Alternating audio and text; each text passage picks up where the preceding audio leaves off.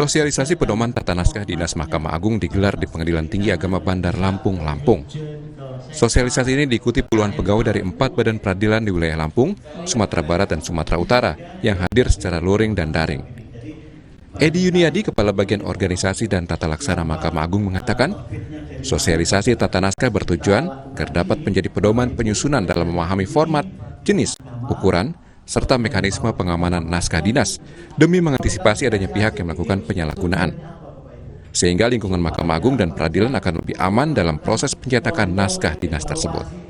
Dinas terkait hal ini di dalamnya ada format, jenis, ukuran, dan juga mekanisme pengamanan naskah dinas, sehingga diharapkan naskah dinas ini tidak ada lagi pihak-pihak yang menyalahgunakan dalam naskah dinas ini, sehingga lingkungan Mahkamah Agung dan badan peradilannya akan merasa lebih aman di dalam proses penciptaan naskah dinas.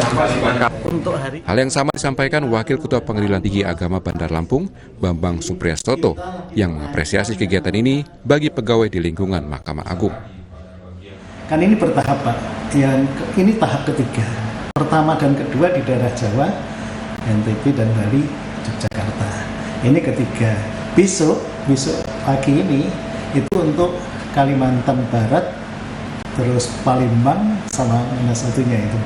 Nah, itu kan bertahap. Nanti setelah selesai semua diharapkan setelah sosialisasi diterapkan semuanya sehingga betul-betul satu kesatuan di bawah Mahkamah Agung itu dari 4 pilar itu.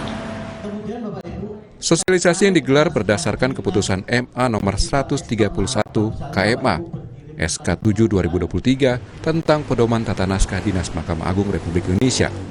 Dalam kegiatan ini diharapkan semua pegawai bisa menerapkan apa yang disampaikan Mahkamah Agung agar lebih baik lagi. Roma Afria Idam, Kompas TV, Lampung.